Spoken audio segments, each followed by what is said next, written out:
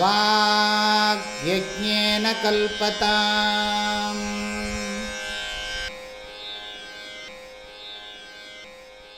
கர்மயோகம், உபாசனை இவைகளையெல்லாம் நிறைவேற்றி தன்னுடைய உள்ளத்தை நன்கு தூய்மைப்படுத்திக் கொண்டவன் தத்துவ பொருளை நன்கு அறிந்து உணர்வதற்காக தனக்குரிய குருவை சாஸ்திர முறைப்படி அணுகி அவருக்கு சேவைகள் புரிய வேண்டும். ஸ்வாச்சாரியம் சாஸ்திர விதினா பரிச்சரே. பரிச்சரியன்னு இருக்கு, நான் தனியா பிரிக்கிறேன். பரிச்சரே ஸ்வாச்சாரியம் சாஸ்திர விதினா பரிச்சரே. தனக்குரிய குருவிற்கு சாஸ்திர முறைப்படி சுஷ்ரூஷை என்று ரூಢியாக சொல்லப்படக்கூடிய ரூಢின்னா என்ன அர்த்தம்? சர்வீஸை சுஷ்ரூஷைன்னு சொல்றோம். ஆனா உண்மையிலேயே சுஷ்ரூஷான்னா கேட்பதற்கு விருப்பம் தான் அர்த்தம். அவருக்கு தேவையானதெல்லாம் செய்யறது. சாஸ்திர விதினா பரிச்சரிய. சேவை செய்யறதுக்கு எதுக்காகன்னு சொன்னா அவரோட ஒரு நல்ல இணக்கத்தை ஏற்படுத்திக்கிறதுக்காக. அது மாத்திரமல்ல, நமக்கு ஒரு பணிவு உண்டாகும். அவருடைய தபசக்தியும் நமக்கும் பிரயோஜனமாக இருக்கும். இப்படி பல திருஷ்டமாகவும் அதிருஷ்டமாகவும் பல பிரயோஜனங்கள் குரு சேவையினால் உண்டாகின்றன. கண்ணுக்கு தெரிந்து சில பயன்கள் ஏற்படுகிறது, நேரடியாகவே நாம் அறிய முடிகிறது. சில பயன்கள் நம் கண்ணுக்கும் கருத்துக்கும் எட்டுவதும் இல்லை. அவ்வளவு திருஷ்டமாகவும் அதிருஷ்டமாகவும் குரு சேவையினால் பிரயோஜனம் ஏற்படுகிறது. பகவான் கீதையில் ஆச்சாரிய உபாசனம் என்று ஒரு பண்பையை சொல்றார். 13வது அத்தியாயத்துல ஆச்சாரிய உபாசனம், ஆச்சாரியனை உபாசிப்பது. இந்த குருவை வழிபடுறதுங்கிறதுனால என்ன பிரயோஜனம் கிடைக்கும் அப்படிங்கிறது ஒரு கேள்வி. குருவை வழிபடுறதுனால முதல் பிரயோஜனம் புண்ணியம். ஏன்னா குரு வேற ஈஸ்வரன் வேற இல்லை என்று சாஸ்திரம் சொல்லியிருக்கு. ஈஸ்வரோ குரு ஆத்மேதி மூர்த்தி பேத விபாகினே வியோமவத் வியாப்த தேகாய தட்சிணாமூர்த்தையே நமஹா. ஈஸ்வரன் குரு ரெண்டு பேரும் வேற வேற கிடையாது. குருதான் ஈஸ்வரன், ஈஸ்வரன் தான் குரு. ஈஸ்வரன் தான் குரு ரூபத்துல இருக்கிறார் என்று குரு கீதை சொல்லுகிறது. இப்ப நாம அகண்ட மண்டலாக்காரம் சொல்றோமே, இது குரு கீதையிலிருந்து தொகுக்கப்பட்டது. இது மாதிரி இன்னும் நிறைய ஸ்லோகங்கள் இருக்கு. அதுல சொன்னபடி குருங்கிறவரை பூஜை பண்ணினா ஈஸ்வரனை பூஜை பண்றதுக்கு சமானம். ஆக கடவுளை பூஜை பண்ணினா நமக்கு என்ன புண்ணியம் கிடைக்குமோ அதே புண்ணியம் குருவுக்கு பண்ணாலும் கிடைக்கும். ஆகையினால ஆச்சாரியனை உபாசிக்கின்ற காரணத்தால் முதல்ல நமக்கு கிடைக்கிறது புண்ணியம். முதல் பயன் புண்ணியம். இரண்டாவது பயன் சாஸ்திரத்தில் நம்பிக்கை உறுதியாகும். ஏன்னா குரு பேசுறதெல்லாம் சாஸ்திரத்தை பத்தியே. சாஸ்திரத்தை தவிர வேற எதுவும் அவர் சொல்றது இல்லை. சாஸ்திரம் இவ்வாறு உபதேசம் பண்ணி இருக்கிறது அப்படின்னு சாஸ்திர பிரமாணத்தை திரும்ப திரும்ப வலியுறுத்தி கூறுகின்ற காரணத்தால் குருவுக்கு பூஜை செய்கின்ற இவனுக்கு, குருவுக்கு தேவையானவற்றை செய்கின்ற இவனுக்கும் சாஸ்திரத்திலே ஸ்ரத்தை விருத்தியாகிறது, ஸ்ரத்தை கூடுகிறது. இது இரண்டாவது பயன். மூன்றாவது பயன், குருவினுடைய குணங்கள் எல்லாம் வருகின்றன. ஒரு சாதாரணமா நம்ம யார உயர்வா நினைக்கிறோமோ அவங்களை நாம இமிட்டேட் பண்றது, அது நமக்கு ஒரு சுபாவம்.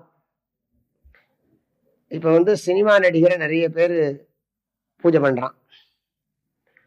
சினிமா நடிகருக்கு அவருக்கு போஸ்டர் ஓட்டுறான், படத்தை வீட்டுல மாட்டுறான், எல்லாம் பண்றான். ஆனா அந்த சினிமா நடிகர் என்னெல்லாம் பண்றான் அதையும் பண்றான். அவர் ருத்ராட்சம் போட்டா இவர் ருத்ராட்சம் போட்டுக்கிறான். அவன் ஏதாவது பாசி மாலை போட்டா இவனும் பாசி மாலை போட்டுப்பான். அவன் ஒரு காதுல ஏதாவது வளையம் போட்டா இவனும் போட்டுக்குவான். இந்த டென்னிஸ் விளையாடுறவனா இருந்தாலும் சரி, சினிமா நடிகனா இருந்தாலும் சரி, இது மனிதனுடைய சுபாவம்னு தெரியுது. மனிதனுக்கு தான் யார உயர்வா நினைக்கிறானோ அவங்களுடைய குணத்தை ஃபாலோ பண்றதுங்கிற ஒரு இது வரும். ஏன்னா அது மாதிரி இருக்கணும் நமக்குங்கிற எண்ணம் தோன்றும். ஆகையினால குரு என்பவர் உத்தமமான குணங்களை உடையவர். அவரை மாதிரி வேஷ்டி கட்டணும், அவரை மாதிரியே நடக்கணுங்கிறது தேவையில்லை. அந்த குணங்கள் எல்லாம் நம்மளே அறியாம நம்ம கிட்ட வர ஆரம்பிக்கும். சாந்தமா இருக்கிறது, எங்க காரியம் எப்படி பண்ணணுமோ அப்படி பண்றது, விவகாரம் எப்படி பண்றது, தர்மத்தை எப்படி அனுஷ்டானம் பண்றது, அப்படிங்கிறதெல்லாம் நமக்கு அவரை பார்த்து அவர் விவகாரத்துல இருந்தே தெரிஞ்சு விடணும். இதுக்கு கண்டிப்பா குரு கூடவே இருந்தா தான் முடியும். 1 மணி நேரம் குரு எல்லாம் போறாரு, 1 மணி நேரம் வருவார், குரு போயிடுவார்னா அதுக்கு இது நடக்காது. குரு குலத்துலதான் இதை ஃபாலோ பண்ண முடியும். குருவோட சேர்ந்து வாழ்ந்தா தான் இதை கடைபிடிக்க முடியும். ஆகையினால குருவினுடைய குணங்கள் நமக்கு வருகின்றன. புண்ணியம் கிடைக்கிறது, சாஸ்திரத்திலே நம்பிக்கை உருவாகிறது. 3ஆவதாக குருவின் நல்ல குணங்கள் எல்லாம் நமக்கும் வருகின்றன. இதுதான் பரிச்சாரத்தினுடைய பரிச்சாரம் பண்றது. பரிச்சாரம் போட்டுக்கல, பரிச்சரிய. பரிச்சாரம் பண்றதுனால, இப்படி சேவையெல்லாம் செய்யறதுனால நமக்கு இந்த நன்மை எல்லாம் ஏற்படும். அதை விட பெரிய நன்மை என்னன்னா ஞானம் கிடைக்கிறது, உயர்ந்த ஞானம் கிடைக்கிறது. ஸ்ரத்தை இருக்கிற காரணத்தினால உயர்ந்த ஞானம் கிடைக்கிறது. தர்மசாஸ்திரத்தை பத்தின ஞானத்திலையும் நமக்கு ஒரு தெளிவு கிடைக்கிறது, தத்துவசாஸ்திரத்தை பத்தின விஷயத்திலையும் நமக்கு தெளிவான அறிவு கிடைக்கிறது. ஆக தர்மம் தத்துவம் இரண்டிலுமே நமக்கு தெளிவான அறிவு கிடைக்குது. அதுதானே முக்கியமான பிரயோஜனம் குரு கூட இருக்கிறதுல.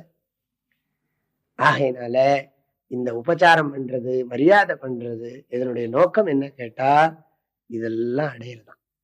அதனால சுவாச்சாரியம் சாஸ்திர விதினா பரிச்சரிய, சாஸ்திர முறைப்படி பண்ணணும்னு சொல்றது. சாஸ்திர முறைப்படினா என்ன அர்த்தம்னா அதுக்கு நிறைய லட்சணங்கள்லாம் சொல்லிருக்கு. குரு உட்கார்ந்து இருக்கிற போது, குரு நின்றுட்டு இருக்கிற போது நீ உட்கார்ந்து இருக்க கூடாது, இதெல்லாம் தான்.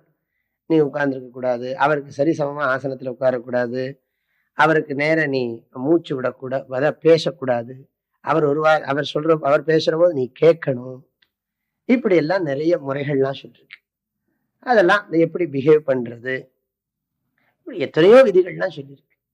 அதெல்லாம் குரு கீதையில சொல்லியிருக்கு, நிறைய சாஸ்திரங்கள்ல அங்கங்க இருக்கு.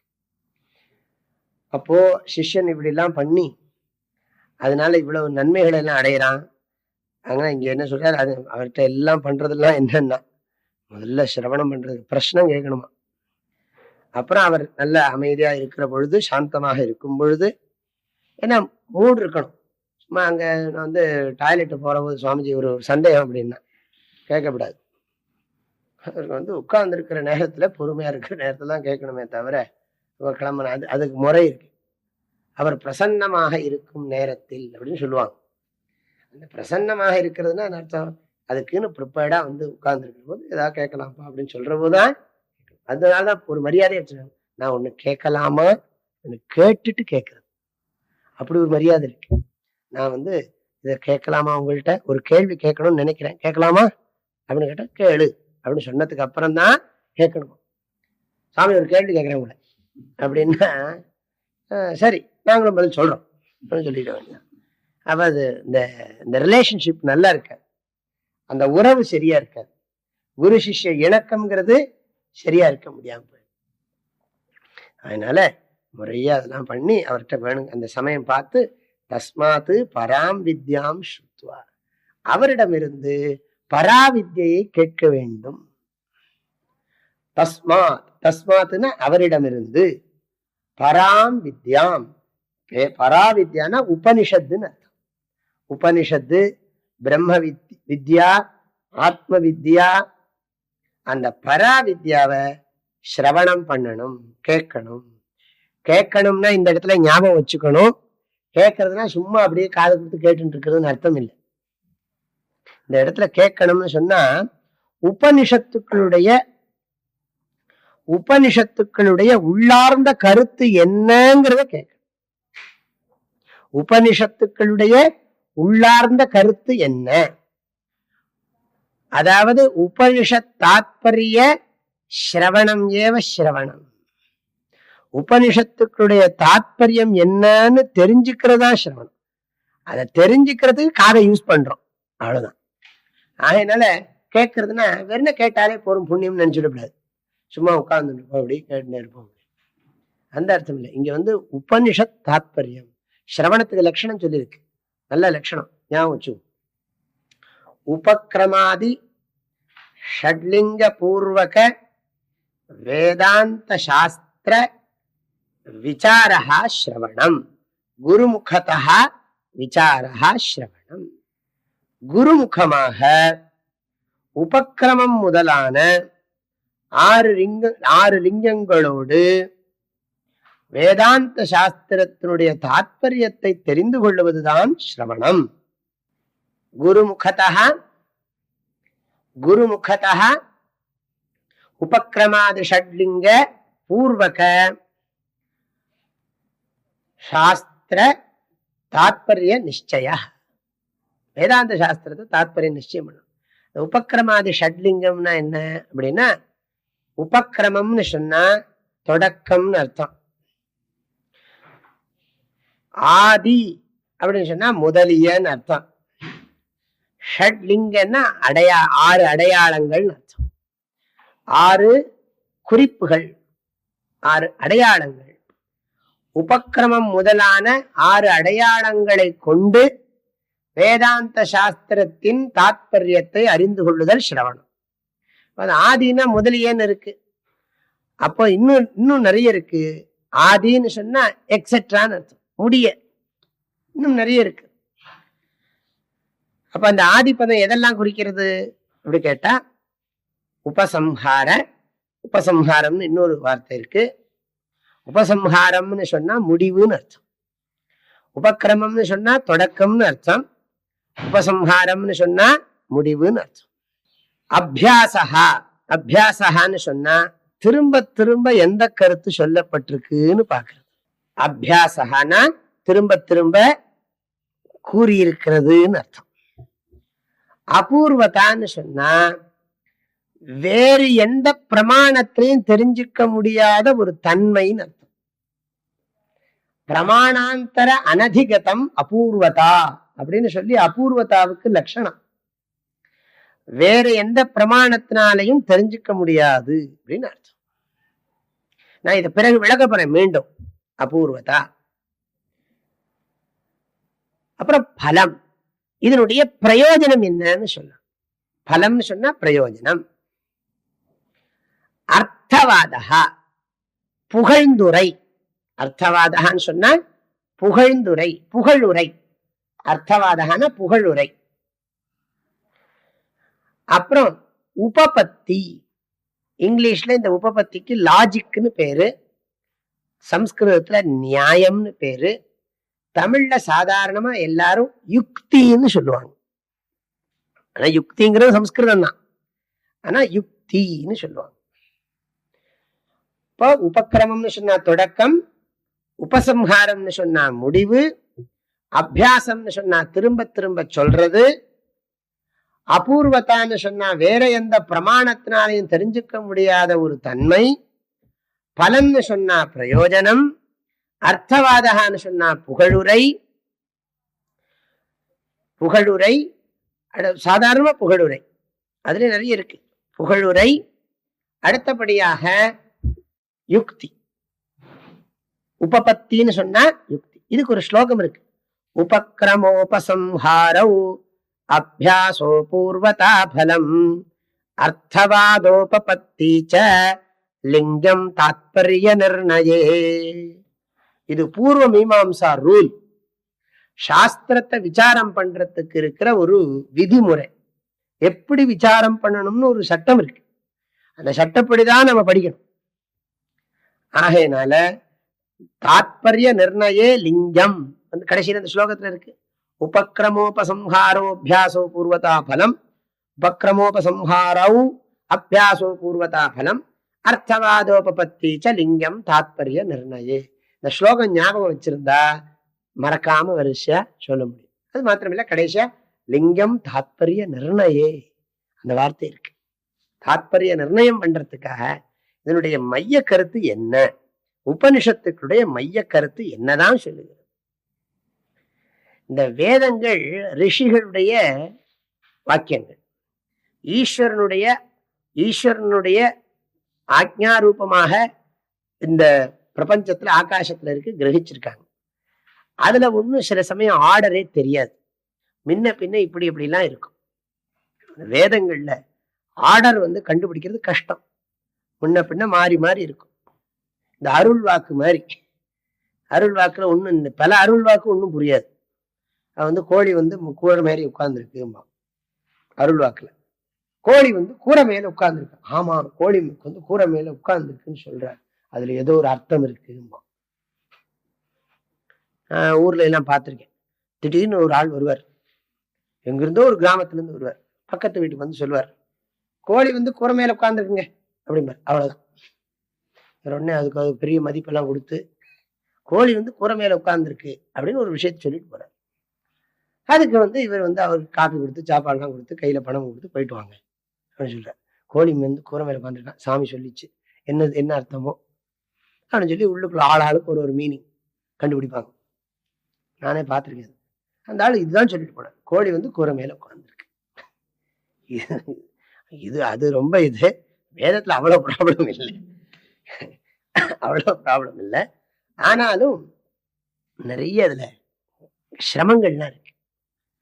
சில இடங்கள்ல ஜீவாத்மா பரமாத்மா வேறேன்னு சொல்லியிருக்கு, சில இடத்துல ஜீவாத்மா பரமாத்மா ஒண்ணுன்னு சொல்லியிருக்கு, சில இடத்துல கர்மாவனால மோட்சம்ங்கிற மாதிரி வார்த்தைகள் இருக்கு, பல இடங்கள்ல கர்மாவனால பிரயோஜனம் இல்லைன்னு சொல்லியிருக்கு. இப்படி மாறி மாறி மாறி மாறி நிறைய வாக்கியங்கள்லாம் இருக்கு. அப்ப என்னதான் வேதத்தினுடைய பிரமாணம், வேதத்தினுடைய ஞானம்? அதனால இப்படி குழப்பமா இருந்தா அதனால நமக்கு என்ன ஞானம் வரும்? வராது. அப்ப அதுக்கு ஒரு அனாலிசிஸ் மெத்தட் வச்சிருக்காங்க, அதுக்கு பேர் தான் மீமாம்சான்னு பேர். இந்த உபக்கிரமாதி ஷட்லிங்கத்துக்கு பேர் தான் மீமாம்சா. மீமாம்சான்னு என்ன அர்த்தம்? மெத்தட் ஆஃப் என்கொயரி, அதாவது விசாரம் பண்ற முறை, விசார கிரமம், அதுக்கு பேர் தான் மீமாம்சான்னு பேர். மீமாம்சான்னா என்ன அர்த்தம்னா, ஆனந்தகிரி ரொம்ப அழகா எழுதுகிறார், பூஜித விசார, ஸ்ரத்தையோடையும் பக்தியோடையும் பண்ணக்கூடிய சாஸ்திர ஆராய்ச்சிக்கு மீமாம்சா என்று பெயர். ஸ்ரத்தையோடும் பக்தியோடும் சாஸ்திரத்தை ஆராய்ச்சி பண்ணுவதற்கு மீமாம்சா என்று பெயர். இப்ப மீமாம்சான்னு சொன்னா புரிஞ்சுக்கணும், மீமாம்சான்னு சொன்னா பூஜித விசாரா, பக்தியோட பண்ணணும். சும்மா என்னமோ உட்காந்து அப்படி டேபிள்ல உட்காந்து அப்படி பேனா எடுத்து பென்சில் எடுத்து அப்படி எல்லாம் போட்டு இந்த டாக்டரேட் பண்ற மாதிரி இல்லை. இது ரொம்ப ரொம்ப முதல்ல உட்காந்து சாந்தி பாட்டம் சொல்லி குருஸ்தோத்திரம் சொல்லி அப்படி பண்ணி ரொம்ப பக்தியோட தான் பண்றோம். அந்த விசாரத்துக்கு ஒரு தெய்வீக சக்தி வேணும். அருளோடு கூடிய அறிவுன்னு சொல்லுவார் சித்பவானந்தர். அது வெறும் அறிவா இருக்கக்கூடாது, அருளோடு கூடிய அறிவா இருக்கணும். அருளோடு கூடிய அறிவு தான் நமக்கு துன்பத்தை உண்மையிலேயே போக்கும். அப்ப அதுக்கு மீமாம்சான்னு பேர். எதுக்கு இதை பேச ஆரம்பிச்சேன்? இந்த வேதத்துல இந்த தாத்பரிய நிர்ணயம் பண்றது, ஏன் தாத்பரிய நிர்ணயம் பண்ண வேண்டியிருக்குன்னா, அதுல சில வார்த்தைகள் நம்மை குழப்புகின்றன. நம்ம குழப்பம், நமக்கு அதை புரியாத மாதிரி நமக்கு அந்த அளவுக்கு பக்குவம் இல்லை, அப்படிதான் சொல்லணும். அது குழப்பம்னு சொல்லவே கூடாது நியாயமா.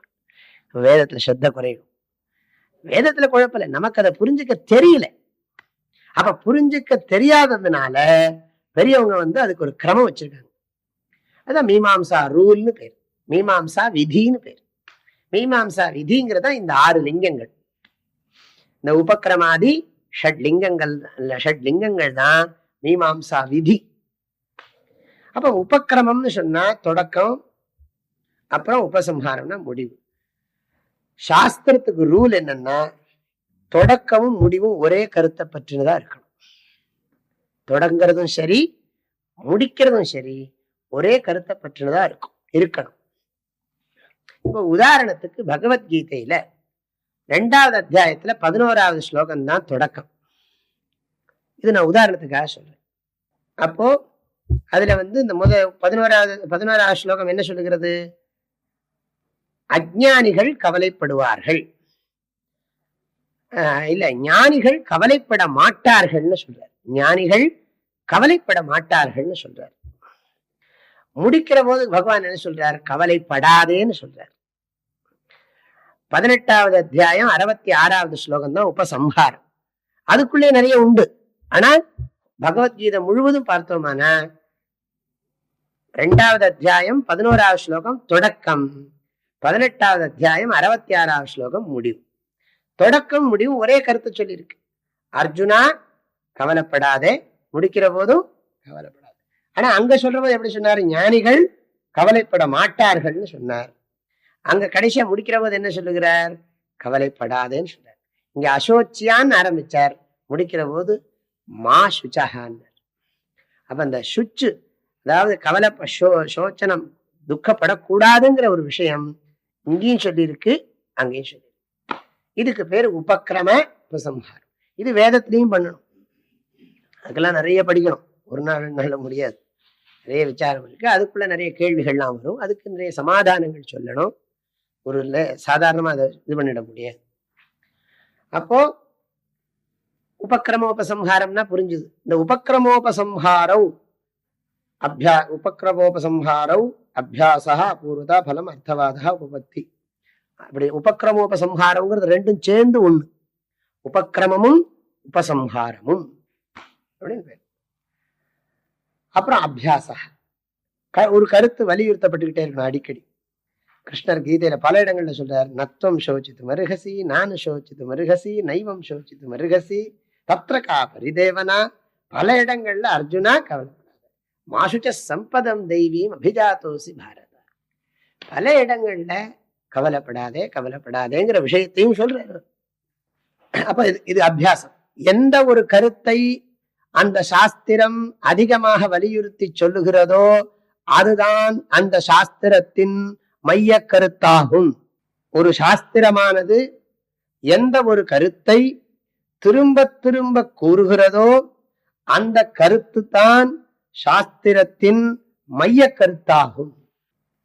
இதுதான் அபியாசம்னு பேர், அபியாச. அடுத்தது அபூர்வதா. அபூர்வதாங்கிறதுக்கு சம்ஸ்கிருதத்திலே ஒரு லட்சணம் சொன்னேன். என்ன லட்சணம்? பிரமாணாந்தர அனதிகதத்துவம் அபூர்வத்துவம். கீதையை தவிர வேற எந்த சாஸ்திரத்திலையும் தெரிஞ்சுக்க முடியாத விஷயத்தை அதுல சொல்லி இருக்கணும். அப்படி சொல்லி இருக்கிற அந்த கருத்து தான் அதுல தாத்பரியம். கீதையில, கீதை மாத்திரம் இல்லை, நான் வேதாந்த சாஸ்திரம் முழுவதும் சொல்றேன். வேதாந்த சாஸ்திரம் முழுவதிலும் எந்த ஒரு கருத்து சொல்லப்பட்டிருக்கிறதோ அதை வேற எதுலையும் தெரிஞ்சுக்க முடியாததா இருக்கணும். வேற எந்த யோகா பண்ணா தெரிஞ்சுக்க முடியாதா இருக்கணும், அது வேற விஷயம், அதை விட்டுடும். வேற சாஸ்திரத்துல தெரியாது, கர்ம காண்டத்துல இந்த விஷயம் தெரியாது. ஆகையினால வேதாந்தத்துக்குன்னு ஒரு சங்கராச்சாரியர் அந்த உபக்கிரமோபசம்ஹாரத்தை வச்சுக்கிட்டு தான் கர்ம காண்டம் ஞான காண்டம்னே பிரிக்கிறார். கர்ம காண்டிகள் ஒத்துக்கிறதே இல்லை. வேதத்தை 2ஆ பிரிக்கிறதுக்கு அவங்களுக்கு சம்மதமே கிடையாது. சமஸ்த வேதமும் கர்மா பிரதானம் அப்படின்னு சொல்லி அவங்க கர்மாவை பிரதானமா நிறுத்தணுங்கிறதுக்காக வேண்டி ரொம்ப முயற்சி பண்றாங்க. சங்கராச்சாரியர் சொல்றார், ரொம்ப ரொம்ப அலட்டாத, ரெண்டும் வேற வேறதான். இங்க உபக்கிரமோபசம்ஹாரா ஷட்லிங்கம் இங்க வேற, ஷட்லிங்கம் வேத பூர்வத்துல வேற. 2ஆ பிரிக்காம இருக்க முடியாது, பிரிச்சுத்தான் ஆகணும் அப்படின்னு சொல்லி சங்கராச்சாரியர் நன்றாகவே ஆர்கியூ பண்ணி சித்தாந்தம் பண்ணியிருக்கார். இல்ல கர்ம காண்டிகள் ஒத்துக்கொள்றதே இல்லை. பிரம்மசூத்திரத்துல பார்த்தாலே தெரியும், எடுத்த உடனே அது தெரியும். ஆகையினால என்ன எது சொல்ல விரும்புறேன், வேத பூர்வத்துல கூட அது தெரிஞ்சுக்க முடியாது. அதுல அந்த அபூர்வத்தை இருக்கிறதுனாலதான் கர்மாவை பிரிக்க வேண்டியிருக்கு. வேதாந்தத்துல அபூர்வம் என்னன்னா ஜீவாத்ம பரமாத்மா அபேதம் அபூர்வம், அபூர்வத்தை. அத்வைத்தம் அபூர்வம். வேற எந்த சாஸ்திரத்திலையும் அத்வைத்தத்தை பேசவே இல்லை. 2 கிடையாது, இருக்கிறது ஒண்ணுதான் அப்படின்னு சொல்றது. ஆகையினால வேதாந்தத்துல அத்வைத்தம், அத்வைத தத்துவம் தான் அபூர்வம். அபூர்வம்னா என்ன அர்த்தம்? ரேர்னு போட்டு விடக்கூடாது. வேற எதுலையும் தெரிஞ்சுக்க முடியாத ஒரு தன்மை அதுல இருக்குன்னா, அந்த சாஸ்திரத்தில் வேற எந்த சாஸ்திரத்தை கொண்டும் தெரிந்து கொள்ள முடியாத ஒரு தன்மை உள்ள ஒரு வஸ்துவை பற்றி பேசினால் அதுதான் அதனுடைய தாத்பரியம், அபூர்வதா. எந்த வாக்கியம் அபூர்வ வாக்கியமோ அந்த வாக்கியம்தான் அந்த சாஸ்திரத்தின் தாத்பரியம். உபக்கிரமோபசம்ஹாரம் என்ன கருத்தை சொல்லி இருக்கிறதோ அதுதான் அந்த சாஸ்திரத்தின் தாத்பரியம். எந்த கருத்தை அந்த சாஸ்திரம் திரும்ப திரும்ப கூறியிருக்கிறதோ அந்த கருத்துத்தான் அந்த சாஸ்திரத்தின் தாத்பரியம். எந்த கருத்தை வேற எதனாலும் தெரிந்து கொள்ள முடியாதோ அந்த கருத்தை அந்த சாஸ்திரம் சொல்லி இருந்தால் அதுதான் அந்த சாஸ்திரத்தின் தாத்பரியம். எல்லாத்துலயும் இதை போட்டுக்கணும், தாத்பரியம். அடுத்தபடியா பலன். எந்த பலனை முக்கியமாக கொண்டு சொல்லுகிறதோ அந்த பலன்தான் அந்த சாஸ்திரத்தின் தாத்பரியம். இதனால என்ன கிடைக்கும் அப்படின்னு சொல்லும் பொழுது அந்த பலனை வைத்துக் கொண்டு அந்த தாத்பரியத்தை சொல்லலாம். பலனும் சொல்லணும், சொல்லப்பட்டிருக்கணும். இதனுடைய பலன் என்ன? ஆக பல வாக்கியங்களும் தாத்பரியத்துக்கு ஒரு அடையாளம். பலனை பற்றி சொல்லி இருக்கிற வாக்கியங்கள் இருக்கு இல்லையா சாஸ்திரத்துல, பலனை இதனால இது கிடைக்கும், உன்னுடைய உள்ளத்தில் இருக்கின்ற அறியாமை முடிச்சுக்கள் அகலுகின்றன, உன்னுடைய சந்தேகங்கள் அறவே நீங்கி போகின்றன, அந்த மெய்ப்பொருளை நீ நன்கு உணர்ந்து விட்டாயே ஆனால் உன் உள்ளத்தில் உள்ள முடிச்சுக்கள் அகலுகின்றன அப்படின்லாம் சொல்லி இருக்கு. வித்யதே ஹிருதய கிரந்திஷ்சித்யந்தே சர்வ சம்சயா க்ஷீயந்தே ஜாஸ்ய கருமாணி தஸ்மின் திருஷ்டே பராவரே. இப்படி எங்கெல்லாம் பல வாக்கியங்கள் சொல்லி இருக்கோ அந்த பல வாக்கியமும் தாத்பரியத்துக்கு ஒரு காரணம். தாத்பரியத்தை கண்டுபிடிக்கிறதுக்கு அதுவும் ஒரு லிங்கம். லிங்கம்னா ரொம்ப அழகா சம்ஸ்கிருதத்துல இங்கிலீஷ்ல போடணும் க்ளூ. க்ளூன்னு அர்த்தம். இதெல்லாம் க்ளூஸ். க்ளூவை தமிழ்ல எப்படி சொல்றது எனக்கு தெரியல, பார்ப்போம். க்ளூ, ஒரு க்ளூ கிடைச்சது. ஆனா தமிழ்ல சொல்றது குறிப்பு, ஒரு குறிப்பு கிடைச்சது அப்படிமா, ஒரு குறிப்பு கிடைச்சது, ஒரு துப்பு கிடைச்சது, க்ளூ கிடைச்சது. அப்போ க்ளூ வச்சுப்போம், க்ளூ. அப்ப பலத்தை பத்தின வாக்கியங்களும் தாத்பரியத்தை நிர்ணயிப்பதற்கு ஒரு க்ளூ. இதெல்லாம் ரொம்ப இம்பார்ட்டன்ட். நான் இந்த சொல்லிட்டு இருக்கிற இந்த விஷயங்கள்லாம் ரொம்ப ரொம்ப இம்பார்ட்டன்ட். அதுவும் ஒரு க்ளூ. அப்புறம் அர்த்தவாத. எந்த ஒன்றை சாஸ்திரம் அதிகமாக புகழ்ந்திருக்கிறதோ அதுவும் அந்த தாத்பரியத்துக்கு ஒரு அடையாளம், லிங்கம், க்ளூ. அப்ப அர்த்தவாதம் ரெண்டு விதம். ஸ்துத்யர்த்தவாதா, நிந்தார்த்தவாதா. சில இடங்கள்ல கர்ம காண்டத்தை கண்டனம் பண்ணியிருக்கோம். அது கர்மகாண்ட கண்டனம் எல்லாம் ஞான காண்ட ஸ்துதியா அர்த்தம் பண்ணிக்கணும். கர்மகாண்ட கண்டனமா அர்த்தம் பண்ணிக்க கூடாது. எங்கெல்லாம் கர்ம காண்டத்தை சாஸ்திரம் கண்டித்திருக்கிறதோ அந்த இடத்திலெல்லாம் ஞான காண்டத்தினுடைய பெருமையை சொல்லுவதற்காக சொல்லி இருக்கிறது என்று புரிந்து கொள்ள வேண்டுமே அன்றி கர்ம காண்டத்தை கண்டித்திருப்பதில் அதற்கு தாற்பயம் இல்லை, ஞான காண்டத்தை புகழ்வதில் தான் அதற்கு நோக்கம் என்று புரிந்து கொள்ள வேண்டும். ஏன்னா கர்ம காண்டமும் மனிதனுக்கு தேவை, ஞான காண்டமும் தேவை. ஆனா ஞான காண்டத்துக்கு போகணும்னா என்ன பண்ணணும்? கர்ம காண்டத்தை கண்டனம் பண்ணணும் கொஞ்சம். அப்ப அது பேரு நிந்தார்த்தவாதம்னு பேரு. இன்னொன்றை நிந்திப்பதன் மூலம் மற்றொன்றை புகழ்வது நிந்தார்த்தவாத. நிந்தார்த்தவாத கர்ம காண்டத்தை இகழ்வதன் மூலம் ஞான காண்டத்தை புகழுகின்ற வாக்கியங்கள் நிந்தார்த்தவாதா என்று சொல்லப்படும். ஆனால் எங்கு ஞான காண்டம் நேரடியாகவே புகழப்படுகிறதோ அது ஸ்துத்யர்த்தவாதா என்று சொல்லப்படும். ஸ்துத்யர்த்தவாத. நிந்தார்த்தவாத, ஸ்துத்யர்த்தவாத. அந்த அர்த்தவாதத்துல ஒரு பிரிவு ஸ்துத்யர்த்தவாத. அடுத்தபடியாக உபபத்தி. சொல்ற விஷயத்துக்கு நியாயம் சொல்லணும். இப்ப கீதையில பகவான் சொல்லுகிறார், அர்ஜுனா, இது எப்படி ஆடைகளை உடல் களைந்து விட்டு வேறொரு ஆடையை மனிதன் உடுத்திக் கொள்ளுகிறானோ அது போல இந்த ஆத்மா உடலை எல்லாம் விட்டு வேறு உடம்பு எடுக்கிறதுன்னு சொல்றார்.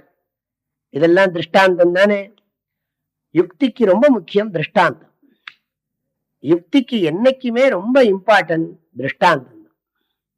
எக்ஸாம்பிள் சொல்லணும். எக்ஸாம்பிள் சொல்லலன்னு சொன்னா திருஷ்டாந்தம் பூர்ணமாக. திருஷ்டாந்தத்துக்கு நிறைய லட்சணங்கள்லாம் உண்டு. திருஷ்டாந்தம் என்றால் என்ன அப்படின்னு சொல்லி திருஷ்டாந்தத்தை பத்தியே டிஸ்கஸ் பண்ணலாம். ஆனா இந்த இடத்துல திருஷ்டாந்தத்துக்கு ரொம்ப முக்கியம் எக்ஸாம்பிள். வேதத்திலேயே நிறைய எக்ஸாம்பிள் சொல்லியிருக்கு.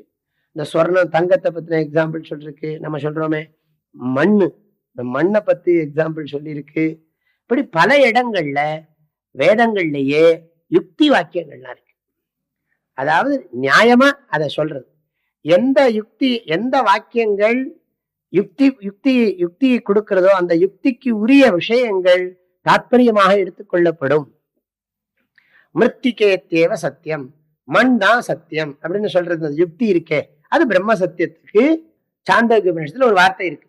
மிருத்திகேத்தேவ சத்தியம் வாசாரம்பணோ வாசாரம்பணம் விகாரோ நாமதேயம் மிருத்திகேத்தேவ சத்தியம். வாசாரம்பணம் நாமதேயம் எல்லாம் வாக்கு விவகாரம், உண்மையில ஒன்னும் கிடையாது, இருக்கிறது ஒரு பொருள் தான் அப்படின்னு சொல்லி யுக்தி சொல்லியிருக்கு. அப்ப அந்த யுக்தி, அந்த மிருத்திகேத்தேவ சத்தியம் அந்த யுக்தி எதுக்காக சொல்லியிருக்கு? பிரம்மைவ சத்தியம்ங்கிற தாஷ்டாந்தத்துக்காக மிருத்திகேத்தேவ சத்தியம்ங்கிற திருஷ்டாந்தம் சொல்லியிருக்கு. திருஷ்டாந்தம் மிருத்திகேத்தேவ சத்தியம், தாஷ்டாந்தம் பிரம்மைவ சத்தியம். அப்ப இந்த மாதிரி நான் ஒரு எக்ஸாம்பிளுக்காக இதை சொன்னேன். கிருஷ்ணரும் நிறைய காரணங்கள்லாம் இதெல்லாம் சொல்லி சொல்றார். யதா சர்வகதம் சௌக்ஷ்மியாத் ஆகாசம் நோபலிப்யதே சர்வத்ராவஸ்திதோ தேஹே ததாத்மானோபலிப்யதே. எங்கும் நிறைந்திருக்கிற ஆகாயமானது எதிலும் எப்படி ஒட்டாமல் இருக்கிறதோ அது போன்று எல்லா உடல்களிலும் இருக்கின்ற இந்த ஆத்மா ஒரு பொழுதும் எதையும் ஒட்டுவதில்லை. நீட்டா சொல்றார். ஆகாச திருஷ்டாந்தம், தாஷ்டாந்தம் ஆத்மா. யதா யதா யதா பிரகாசயத்யேகः கிருத்ஸ்னம் லோகமிமம் ரவிஹி க்ஷேத்ரம் க்ஷேத்ரி ததா கிருத்ஸ்னம் பிரகாசயதி பாரத. எப்படி ஒரே சூரியன் சமஸ்த லோகத்தையும் பிரகாசப்படுத்தி கொண்டிருக்கின்றானோ அப்படி இந்த ஆத்மா ஒன்றே அனைத்தையும் பிரகாசப்படுத்துகிறது. ஒரு க்ஷேத்ரியாகிய இந்த க்ஷேத்ரஜன் இவன் ஒருவனே அனைத்து க்ஷேத்திரங்களையும் பிரகாசப்படுத்துகிறான்.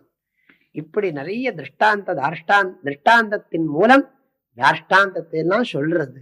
அதான் உபபத்தின்னு பேர். உபபத்தி சொன்னா லாஜிக், யுக்தின்னு அர்த்தம். இந்த முறையோட தான் சாஸ்திரத்தை கேட்கணும். இதுக்கு பேர் தான் சிரவணம். எது எது உபக்கிரம வாக்கியம், எது உபசம்ஹார வாக்கியம், எது அபியாச வாக்கியம், எது அபூர்வதா வாக்கியம், எது அர்த்தவாத வாக்கியம், எது பல வாக்கியம், எது திருஷ்டாந்த வாக்கியம். இப்படி சாஸ்திரத்துல வாக்கியங்களை எல்லாம் அனலைஸ் பண்றோம். அப்படியே போஸ்ட் பாக்ஸ் மாதிரி வச்சுக்க வேண்டியது. இதெல்லாம் உபக்கிரம வாக்கியம், இது உபசம்ஹார வாக்கியம், இதெல்லாம் அபியாச வாக்கியம், இதெல்லாம் அபூர்வதா வாக்கியம். இப்படி எல்லாம் ஒரு இடத்துல கிருஷ்ணர் சொல்றார், நான் வேற நீ வேற இல்லை, அனைத்து உயிர்களிலும் நான் இருக்கிறேன், ஆனால் என்னில் அனைத்திலும் நான் இருக்கிறேன், ஆனால் என்னில் எதுவும் இல்லை. இந்த மாதிரி வாக்கியங்கள் எல்லாம் கேட்ட உடனே நமக்கு குழப்பம் ஜாஸ்தி ஆயிடும். அப்ப உடனே அந்த வார்த்தையில விசாரம் பண்ணும். அப்படி விசாரம் பண்ணோமானா, விசாரம் பண்ணா ஞானம் வரும். ஞான நிர்மத, அதாவது அபியாசம் பண்ணா அந்த விசாரம்ங்கிறத அந்த மத்த போட்டு கடைஞ்சா வெண்ணெய் தானா வந்துடுறது. ஞானம்ங்கிற வெண்ணெய் கடைந்தெடு தளித்தேன் இந்த கைவல்ல நவநீதத்தை. அந்த மாதிரி கடைஞ்சா வந்துடுறது, விசாரம் பண்ணினா வந்துடுது. அதெல்லாம் இதுதான் சிரவணம். இப்ப சிரவண லட்சணம் என்ன இப்ப புரியும். முதல்ல சொன்னா ஒன்றும் புரியாது. அதனால இதை நம்மளா பண்ணக்கூடாது, இது குருவினுடைய உதவி வேணும். ஏன்னா அவருக்கு தான் சம்பிரதாயம் தெரியும். சில இடங்கள்ல சில வாக்கியங்களை எடுத்துக்க முடியாம இருக்கலாம். அப்ப அதுக்கு ஒரு நியாயம் சொல்லணும். ஏதாவது ஒண்ணு ஒரு ஒரு சந்தேகம் வர்றதுன்னு சொன்னா அந்த நியாயமான சந்தேகத்துக்கு நியாயமா பதில் சொல்லணும். அதெல்லாம் நிறைய இருக்கு. நமக்கே அதை ஏத்துக்க முடியாத மாதிரி இருக்கும். ஆனா அதை அவருக்கு தான் அது முறையா சொல்ல முடியும். ஆகையினால அது நமக்கு குருமுகமாக பண்ணணும். அதனால குரு இல்லாம விசாரம் பண்ணக்கூடாது. அதனால சங்கராச்சாரியார் முண்டகோபனிஷத்துல சொல்லியிருக்கிறார், நீ வியாக்கரணம் படிச்சிருந்தாலும் சரி, தர்க்கம் படிச்சிருந்தாலும் சரி, நீ மீமாம்ச பூர்வ மீமாம்ச படிச்சிருந்தாலும் சரி, நீ என்ன சாஸ்திரம் படிச்சிருந்தாலும் வேதாந்தம் மாத்திரம் தனியா படிக்காது. ஏன்னா வேதாந்தத்துல இந்த உன் கிராமர் தர்க்கம் எல்லாம் வேலை செய்யாது. உன்னோட கிராமர் அதெல்லாம் கொஞ்சம் ஹெல்ப் பண்ணுமே தவிர, வெறும் தர்க்கத்தை வச்சுக்கிட்டு, வெறும் கிராமரை வச்சுக்கிட்டு, வெறும் மீமாம்சா மெத்தடை வச்சுக்கிட்டு நீ வேதாந்தம் படிச்சிட முடியாது. உனக்கு அது ரொம்ப உபகாரமா இருக்கும்.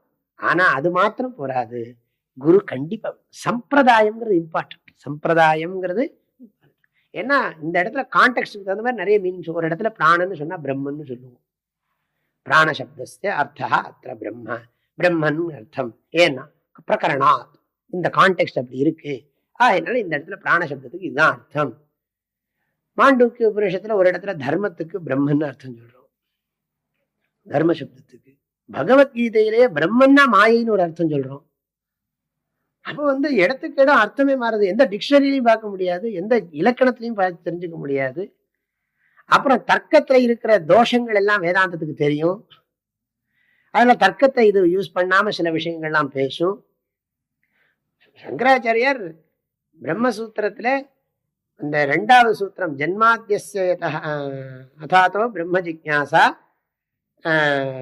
ஜன்மாத்தியஸ்யதன்னு 2வது சூத்திரத்துக்கு சொல்லும் பொழுது தர்க்கத்தை வச்சுக்கிட்டு எல்லா மதத்தையும் நிராகரணம் பண்ணி கடைசியில சொல்ற தர்க்கமும் யூஸ்லெஸ்ங்கிறார் அப்படின்னு சொல்லி, ஸ்ருதிதான் பிரமாணம், தர்க்கம் ஒன்றும் பண்ண முடியாதுன்னு, தர்க்கத்தினால கடவுளை நிரூபிக்க முடியாதுங்கிறத தர்க்கத்தை வச்சு நிரூபிச்சு விடுறாரு. நிரூபிச்சு தர்க்கத்தை வச்சது பண்ணிட்டு ஸ்ருதிதான் சரணம் அப்படின்னு சொல்லி எல்லாம் சொல்றாரு. இந்த மாதிரி விஷயங்கள் எல்லாம் எப்படி தெரிஞ்சுக்க முடியும்? வெறும் கிராமரை படிச்சா, தர்க்கத்தை படிச்சா?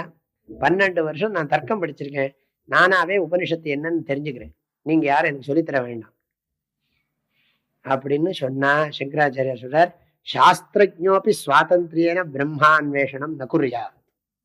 சாஸ்திரஜோபி, நீ சாஸ்திரங்கள்லாம் அறிந்தவனாக இருந்தாலும் சுவாதந்திரியேன நீ சுயமாக பிரம்மான்வேஷனம் நகுர்யா. டாக்டரை இன்னொரு டாக்டர்கிட்ட போய் ட்ரீட்மெண்ட்டுக்கு போகும்போது நீ என்ன தானா வைத்தியம் பண்ணிக்கிறார்? டாக்டரை இன்னொரு டாக்டர் தானே ட்ரீட்மெண்ட்டுக்கு போறாரு. அவருக்கு ஏதோ சில மெடிசன் தெரியலாம், அதுலயாவது தானா வைத்தியம் பண்ணிட்டா தப்பு கிடையாது. இதுல அது நடக்கவே கூடாது. வேதாந்தம் படிக்கிறதுல மாத்திரம் குரு இல்லாம படிக்கவே கூடாது, கூடவே கூடாது. அதனால குரு ரொம்ப முக்கியம். அதனால எதுக்கு சிரவணத்துக்கு இவ்வளவு விஷயம் சொல்றேன்? குருவின் முகமாக வேதாந்த சாஸ்திரத்தின் மைய கருத்து என்ன என்பதை புரிந்து கொள்வதுதான் சிரவணம்.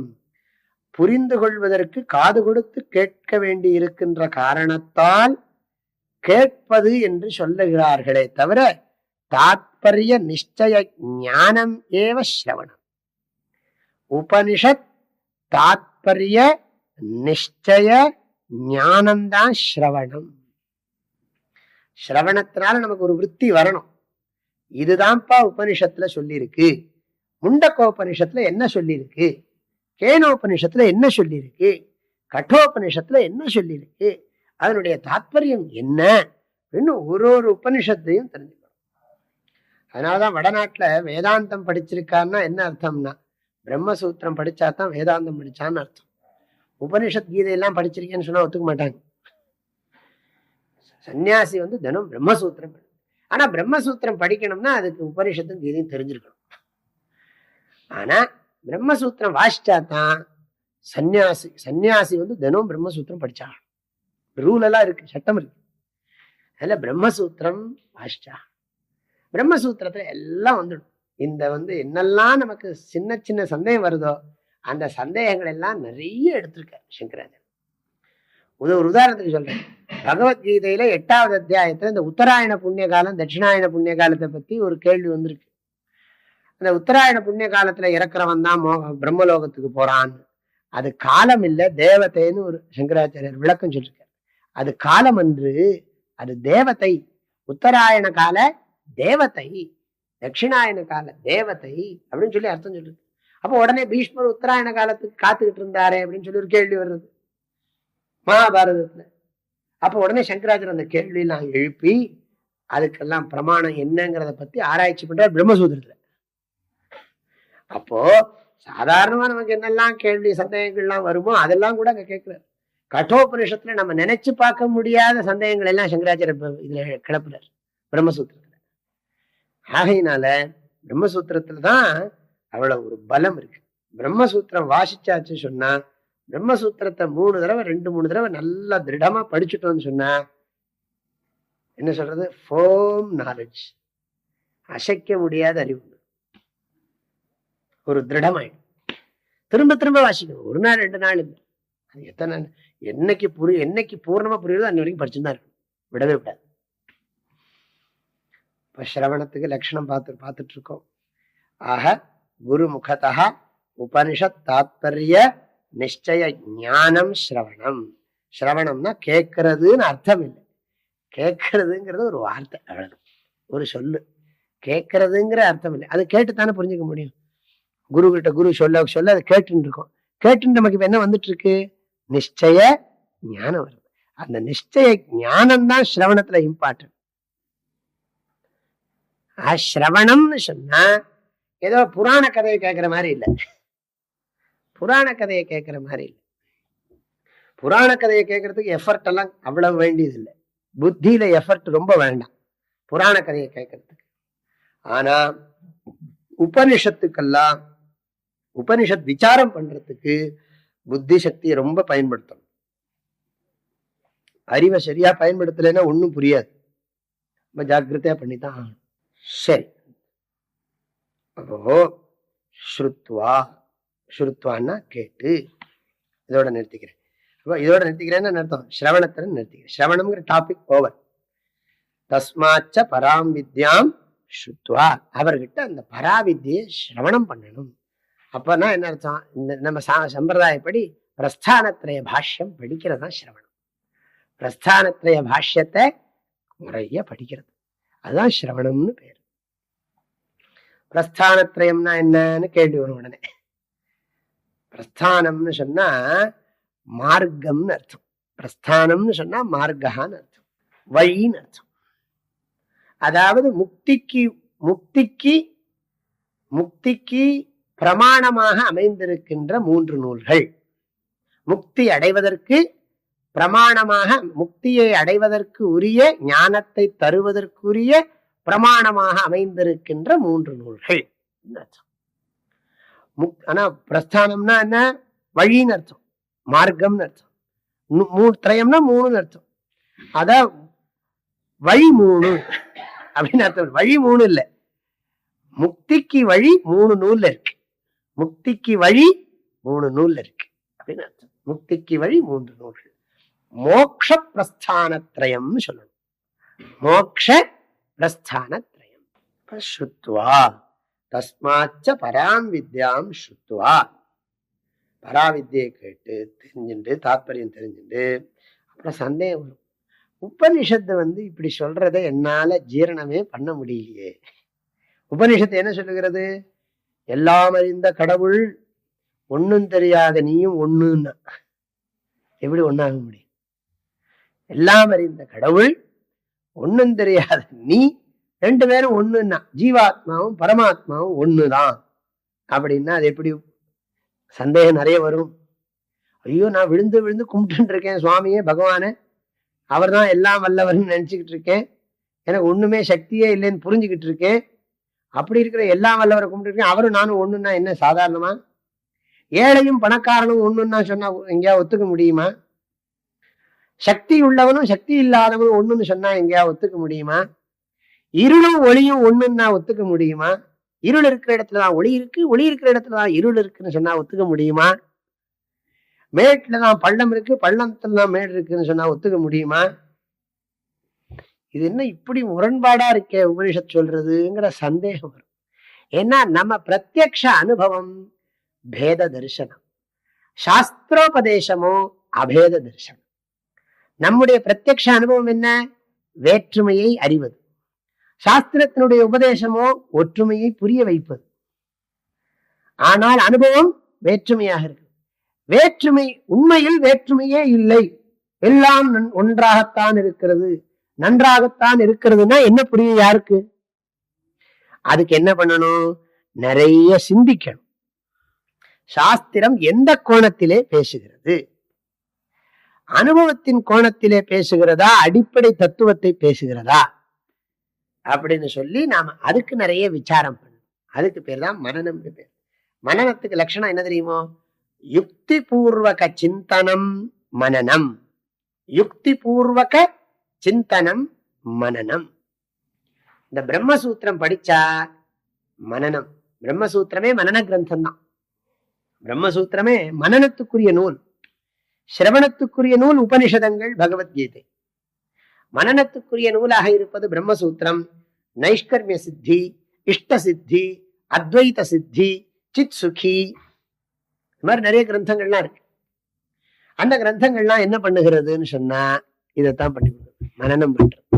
நம்ம நினைச்சே பார்க்க முடியாத சந்தேகங்களை எல்லாம் கிளப்பி அந்த சந்தேகங்களுக்கு சமாதானம் சொல்லி, அந்த சமாதானம் ஏன் இப்படி சொல்லப்படுகிறதுங்கிறதுக்கு விளக்கம் சொல்லி, அது அந்த சமாதானம் சொல்ற விதங்கள் எப்படி இல்லாம இருக்கும். சிலதெல்லாம் போல்டா சொல்லுவாங்க, பிரௌடவாதகான்னு பேர், போல்டா அடிக்கிறது. அந்த மாதிரி நிறைய விஷயங்களை சொல்றது, இதெல்லாம் மனனத்துல நிறைய இருக்கு. அதுக்கெல்லாம் நிறைய வாசிக்கணும். நைஷ்கர்மிய சித்தி படிச்சாதான் மனனம் நன்றாகும். சுரேஸ்வராச்சாரியார் நைஷ்கர்மிய சித்தி எழுதியிருக்கிறார். நிறைய வார்த்தை கிரந்தங்கள்லாம் இருக்கு. அதனாலதான் சன்னியாசமே தேவைப்படுது. வேதாந்தம் படிக்கிறது ஏன்னா நிறைய படிச்சாகணும். நிறைய படிக்கணும்னா நிறைய வருஷம் ஆகும்னா எல்லா வேலையும் விட்டுட்டு உட்கார்ந்தா தான் அது படிக்க முடியும். ஒரு நாளைக்கு 3-4 மணி நேரம் படிச்சா கூட நம்ம ஆயுஷ்காலம் முழுக்க படிச்சு முடிக்க முடியாத அளவுக்கு கிரந்தங்கள் இருக்கு. ஏன்னா வெறுமனே படிக்க முடியாது, படிச்ச அர்த்தம் தெரிஞ்சாகணும். சும்மா வெறும் பாராயணம் பண்ணிட்டு போக முடியாது, என்ன விசாரம் பண்ணி. அதனால மனனத்துக்கு லட்சணம் என்ன? யுக்தி பூர்வக சிந்தனம் மனனம், திரும்ப திரும்ப நினைக்கிறது. அதாவது சாஸ்திரம் பிரத்யக்ஷத்தை மறுக்கல, பிரத்யக்ஷ அனுபவத்தை ஒத்துக்கிறது. ஆனா அந்த பிரத்யக்ஷ அனுபவம் சத்தியம் இல்லைன்னு சொல்ற.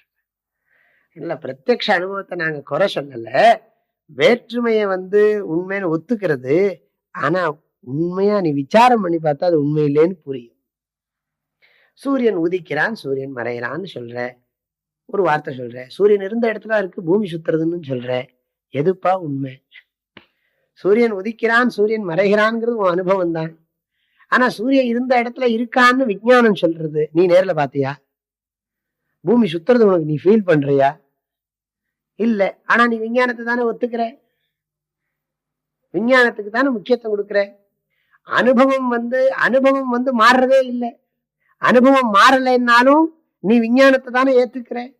அது மாதிரி உனக்கு அனுபவம் இந்த உலகம் இருக்குங்கிறதா உனக்கு அனுபவம். ஆனாலும் இந்த உலகம் உண்மையிலே இல்லைங்கிறது சாஸ்திர உபதேசம்.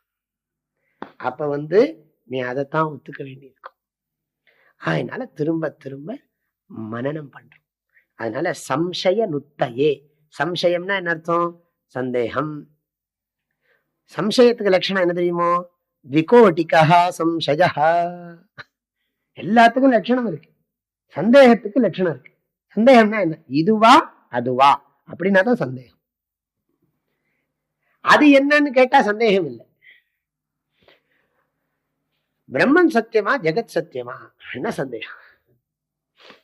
இல்லாட்டி ஜெகத்து சத்தியமா மித்யா அப்படின்னு கேட்டா அது சந்தேகம். அந்த 2 கோடி இருக்கணும். 2 கோடின்னா என்ன அர்த்தம்? இந்த இடத்துல கோடின்னா இரண்டு விஷயங்கள் அதுல இருக்கணும். ஒரே வஸ்துவில் அது இப்படித்தானா அப்படித்தானா என்கின்ற ஒரு எண்ணம் இருக்குமானால் அந்த விருத்திக்கு சம்சயம் என்று பெயர். ஒரு ஆளை பார்க்கிறோம், ஒரு ஆளை பார்த்ததும் அங்க தெரியும் இந்த ஆள் எப்படின்னு கேட்டா சந்தேகம் கிடையாது. இந்த ஆள் எப்படின்னு கேட்டா, ஆனா உள்ளுக்குள்ள சந்தேகம். ஆனா இந்த ஆள் நல்லவரா கெட்டவரா கேட்டதான் சந்தேகம். புரியுது இல்லையா? த்விகோட்டிகா சம்சயா. 2 கூறுகளோடு கூடிய கேள்விக்கு சந்தேகம் என்று பெயர். 2 கூறுகளோடு உடைய கேள்விக்கு சந்தேகம் என்று பெயர். இப்படித்தான், இப்படியா அப்படியா அப்படி இருக்கணும், இப்படியா அப்படியா. ஏன் அனுபவம் உண்மையா? சாஸ்திரம் சொல்றது உண்மையா? சாஸ்திரம் சொல்றது எப்படி உண்மையா இருக்க முடியும்? அப்படிங்கிற சந்தேகம். ஆனா சாஸ்திரத்துல ஸ்ரத்தை இருக்கு. ஸ்ரத்தை இருக்கிறதுனால சாஸ்திரத்தை நெகேட் பண்ண முடியாது. சாஸ்திரம் சொல்றது புரியல, ஒத்துக்கவும் முடியாது. ஆக ஸ்ரத்தை இருக்கிறதுனால நெகேட்டும் பண்ணல, ஒத்துக்கவும் இல்லை. அது நான் ஸ்ரத்தைக்கே அதான் லட்சணம் சொல்லியிருக்கேன். நெகேட்டும் பண்ணல, ஒத்துக்கவும் முடியல. அப்பத்தான் அதுக்கு ஒரு விசாரம் பண்ணணும். அதுதான் மனனம். சம்சய நுத்தையேன்னு அர்த்தம். ஐயத்தை அகற்றுவதற்காக, ஐயத்தை நீக்கிக் கொள்வதற்காக மனனம் கிருத்வான்னு போட்டுங்க. மனனம் இல்லாட்டி மனனம் அபியஸ்ய. மனனம் அபியஸ்ய. அபியஸ்யன்னு இருக்கு பாத்தீங்களா? மனனம் அபியஸ்ய. சந்தேகம் நீங்கிறதுக்காக. என்ன சந்தேகம்? அந்த சாஸ்திரத்துல சொல்லி இருக்கிற வார்த்தையில இருக்கிற சந்தேகங்கள் நீங்குவதற்காக மனனம் பண்ண வேண்டும். மனனம்னா புனః சிந்தனம், புனః யுக்தி பூர்வக விசாரா மனனம். ஆனா பெரும்பாலும் சிரவணத்திலேயே குரு மனனத்தை கொடுத்துருவார். ஆனாலும் மனனத்துக்கும் குரு ஹெல்ப் வேணும், சிரவணத்துக்கும் குரு வேணும், மனனத்துக்கும் வேணும். நிதித்தியாசனம் மாத்திரம் குரு பண்ண முடியாது, விஷயம்தான் பண்ணணும். ஆகையினால மனனம் அபியஸ்ய. அப்புறம் என்ன ஆகும்னா, அப்போ சம்சய நிவர்த்தி. இதுக்கு பேரு சம்ஸ்கிருதம் இன்னொரு பேர் உண்டு, அதாவது அசம்பாவனான்னு பேர். இந்த மனனத்தினால நீங்கிறதுக்கு பேரு அசம்பாவனான்னு பேர். அசம்பாவனா நிவர்த்தி. இப்படி சம்பவிக்க முடியாத அப்படின்னு சொல்றான் பாருங்க, அந்த அசம்பாவனா நிவர்த்தி. சம்சயத்துக்கு தான் இன்னொரு பேர் அசம்பாவனா நிவர்த்தி. இதெல்லாம் உங்களுக்கு புரியறதுக்காக சொல்றேன், நிறைய வார்த்தைகள் தெரியட்டுங்கிறதுக்காக. அசம்பாவனா நிவர்த்தி மனனேன பவதி, அஜ்ஞான நிவர்த்தி ஸ்ரவணேன பவதி. அப்புறம் இன்னொன்னு இருக்கு, விபரீத பாவனா. சாஸ்திரம் சொல்றத நல்லா ஒத்துக்கிட்டோம். என் பிரத்யக்ஷ அனுபவம் எல்லாம் ஒரு தோற்றம்தான், சாஸ்திரோபதேசம் தான் கரெக்ட், சந்தேகமும் போயாச்சு. சாஸ்திரம் சொல்றது 100க்கு 100 உண்மை. வேற்றுமைங்கிறது ஒரு ஒரு ஒரு மாயம். உண்மையில இருக்கிற ஒரே வஸ்து தான், தித்தீயமான வஸ்துவே கிடையாது அப்படின்னு நன்றாக புரிஞ்சாச்சு, சந்தேகமே இல்லை. ஆனா பழக்கம் என்னன்னா, அகம் தேகா அஸ்மி, அகம் பிரம்மாஸ்மிங்கிறது புரிஞ்சாச்சு. அகம் பிரம்மாஸ்மிங்கிறது சந்தேகம் இல்லாம தெளிவா புரிஞ்சிருக்கு. நான் உடம்பு கிடையாது, மனசு கிடையாது, புத்தி கிடையாது, ஈஸ்வரனும் கிடையாது, இருக்கிறது ஒரே வஸ்து தான். அந்த வஸ்துவா நான் இருக்கேன். அகம் பிரம்ம அஸ்மி. ஜீவபேதம், ஈஸ்வர பேதம், ஜெகத் பேதம் எல்லாம் மாயா கல்பிதம், அஜ்ஞான கல்பிதம். அகம் பூர்ணம் பிரம்ம அஸ்மி, நான் பூர்ணமான பிரம்மனாக இருக்கிறேன்னு புரிஞ்சாச்சு, சந்தேகமே இல்லை. ஆனாலும் உடம்பு உலகத்துல இருக்கு, சாப்பிடுறோம், தூங்குறோம், எல்லாம் பண்ணிட்டு இருக்கோம். ஆகையினால என்னன்னா, அகம் தேகா அஸ்மி அபிமானம் இருக்கு. அகம் தேகா அஸ்மிங்கிற எண்ணம். யாராவது நம்மளை ஏதாவது சொல்லிட்டா உடனே கோவம் வரும்.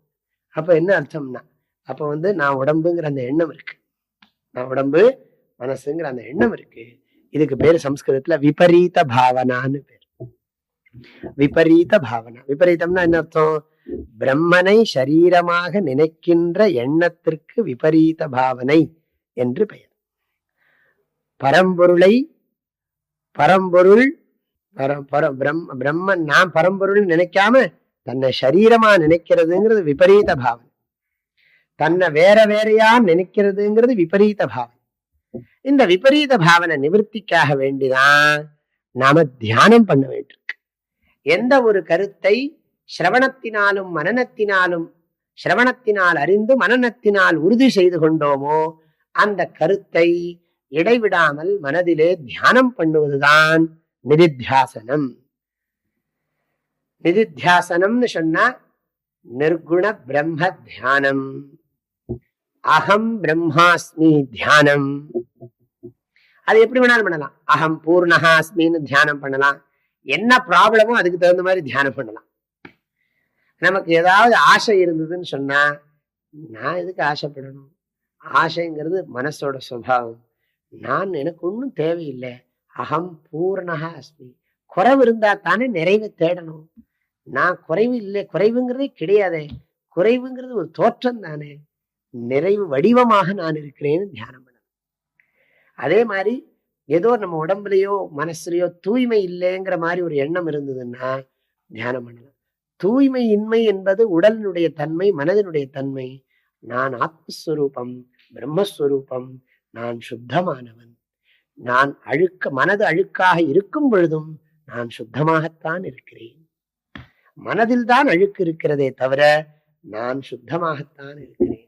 இப்படி கான்டெக்ஸ்ட் ப்ராப்ளத்துக்கு தகுந்த மாதிரி தியானம் பண்ணிக்கலாம். ஆக நிதித்தியாசனம் செய்யணும்.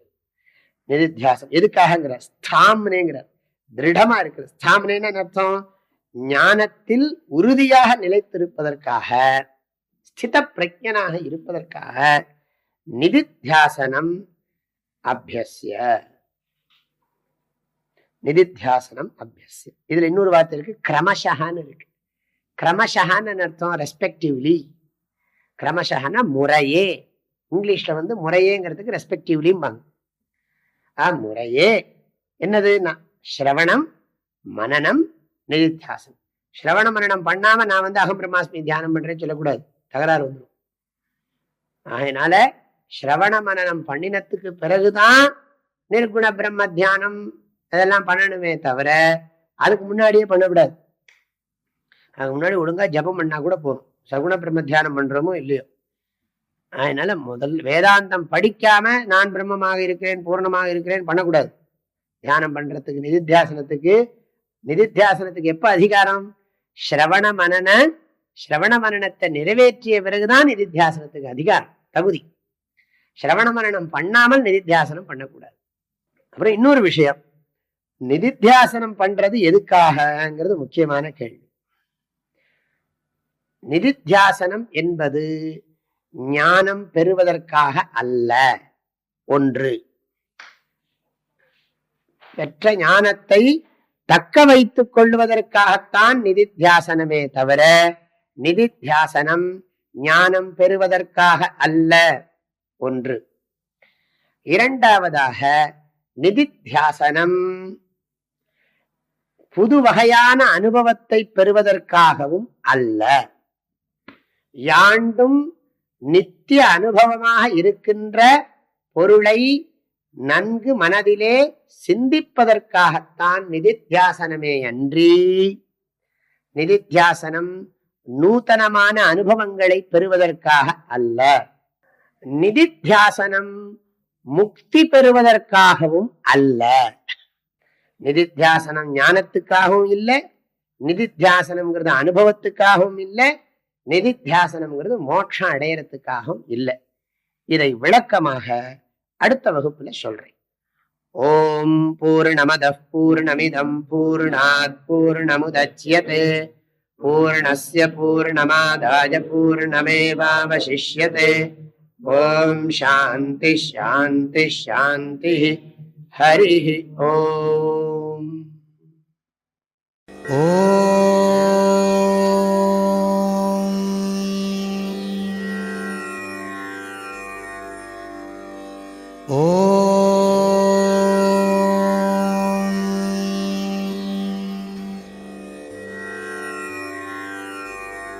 ஓ